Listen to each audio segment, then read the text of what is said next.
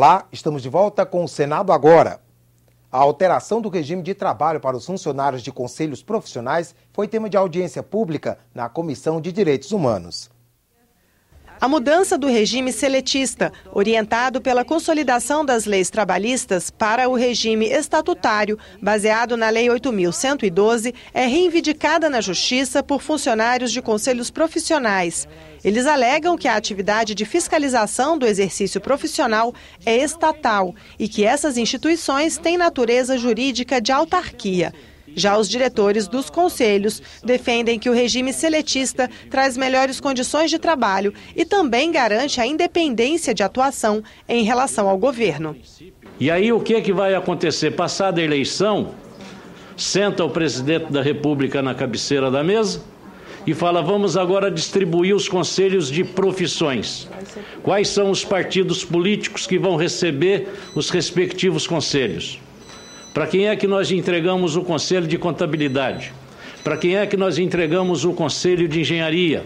As autarquias de fiscalização profissional já são um braço administrativo do governo desde a sua criação.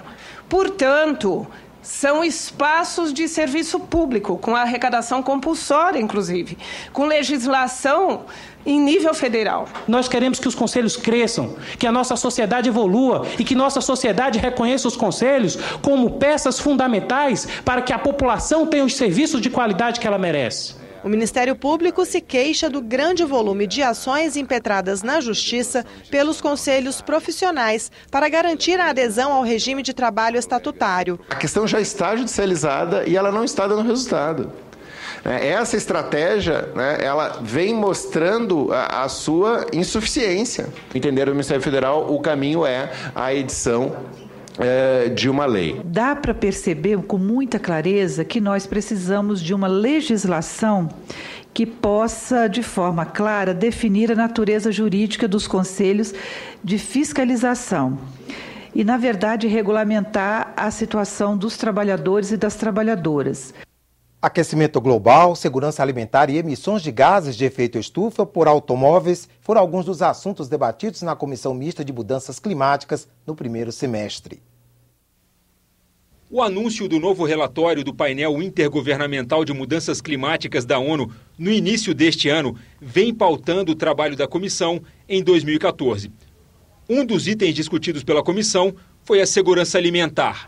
Segundo a Organização das Nações Unidas para a Agricultura e Alimentação, a produção global de alimentos precisa crescer 70% até 2050 em relação ao ano de 2009. Até lá, a população mundial deve atingir os 9 bilhões de habitantes. Mas as áreas de plantio não podem se expandir em função das emissões de gases de efeito estufa. Durante a audiência pública, o representante da Embrapa apresentou algumas tecnologias disponíveis para alcançar estas metas. Aqui nós temos os sistemas de integração, que são denominados genericamente de ILPF, mas você tem várias formas de integração. Você tem a integração lavoura-pecuária e você tem outros sistemas de integração onde entra a floresta também no sistema. Então tem a integração pecuária-floresta, lavoura-floresta e a integração lavoura-pecuária-floresta ou agro-silvio-pastoril, que é o sistema mais completo. A comissão também discutiu as medidas necessárias para adaptar o país nas próximas décadas dentro de um cenário de aquecimento global e eventos climáticos extremos. O cientista Carlos Nobre alertou que as previsões do painel intergovernamental de mudanças climáticas da ONU não estão sendo capazes de verificar o alcance das modificações no sistema planetário. Segundo ele, o comprometimento da biodiversidade nos oceanos e o derretimento de partes da Antártica são fenômenos recentes e não previstos pelos cientistas 2 décadas atrás. No caso brasileiro, ele citou as secas prolongadas e seguidas dos últimos anos no Nordeste e as cheias na Amazônia como eventos que mudarão a paisagem do país neste século. A Comissão Mista de Mudanças Climáticas também discutiu as emissões dos gases de efeito estufa pelos setores de energia e transportes. Segundo dados do próprio governo, entre 2001 e 2011, nas 12 maiores regiões metropolitanas do país, a frota de veículos ganhou mais 20 milhões de unidades. Hoje, o setor de energia e transportes gera mais emissões que o desmatamento. Segundo a representante do Greenpeace, o Brasil precisa de um percentual fixo do PIB para investimento em mobilidade urbana.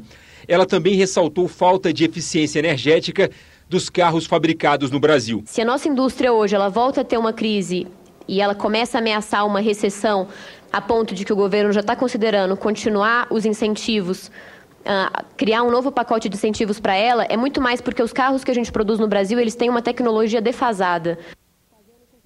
O Senado agora fica por aqui. Continue com a nossa programação.